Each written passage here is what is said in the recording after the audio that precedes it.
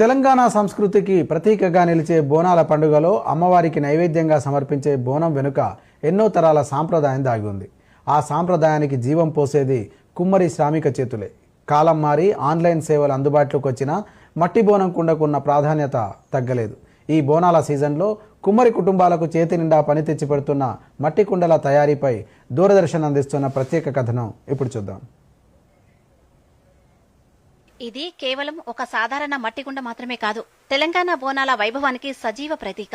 చెరువుల నుండి మట్టిని సేకరించడం మొదలుకొని రాళ్లు లేకుండా శుద్ధి చేసి చక్రంపై పెట్టి చేతులతో సరైన ఆకారం ఇవ్వడం వరకు ప్రతి దశలోనూ ఎంతో శ్రమ దాగుంటుంది. బోనాల ఉత్సవాలు సమీపించగానే కుమ్మరివాడల్లో పండుగ వాతావరణం నెలకొంటుంది. వివిధ పరిమాణాల్లో కుండలు తయారు చేసి ఆకర్షణీయమైన రంగులద్దుతూ అమ్మవారి బోనానికి అనువుగా అందంగా తీర్చిదిద్దుతున్నారు.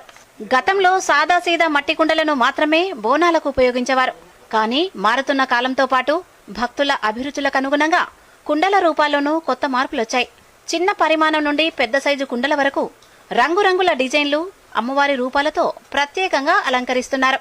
ప్రస్తుతం ఆన్లైన్ వేదికలలో కూడా బోనం కుండలు, పూజా సామగ్రి విక్రయాలు సాగుతున్నప్పటికీ భక్తులు మాత్రం నేరుగా కుమ్మరివాడలకొచ్చి కొనుగోలు చేయడానికే ఎక్కువగా మక్కువ చూపుతున్నారు. కుండల తయారీ వృత్తిపై ఆధారపడిన కుటుంబాలకు కేంద్ర ప్రభుత్వ పథకాలు అండగా నిలుస్తున్నాయి.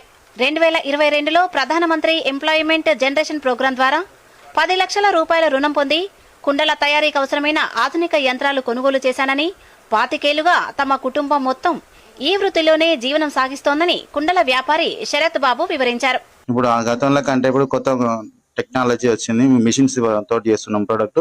ఒకప్పుడు 50 కుండలు చేస్తే ఇప్పుడు 60, 70, 80 కుండల దాకా చేయగలుగుతున్నాము. ప్రొడక్ట్ అనేది పెంచుకున్నాము. పెంచుకోవడం వల్ల మీకు ఆర్థికంగా కూడా మాకు మంచిగా ఉంది. ఇప్పుడు మేము 4 years కంప్లీట్ అయిపోయింది. ఇంకొక 1 year ఉంది. అది తీరిపోయినాక మళ్ళీ మేము పెద్ద మొత్తంలో తీసుకొని షెడ్ లెక్క పెద్దగా చేసి దాంట్లో ఇంకో 20-30 మందికి ఉపాధి కలిపిన ఆలోచనతో ఉన్నాం.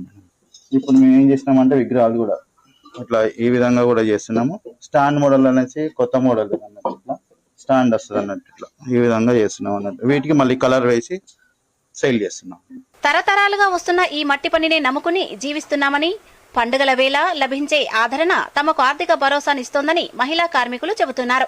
గత 25 ఏళ్లుగా ఇదే కులవృత్తిలో కొనసాగుతూ జీవనోపాధి పొందుతున్నామని కుండల తయారీ కార్మికులు లక్ష్మీ త్రివేణి, స్రవంతి, జానమ్మ తెలియజేశారు. 20 సంవత్సరాల నుంచి మేము ఈ కుండలు తయారు చేస్తున్నాం.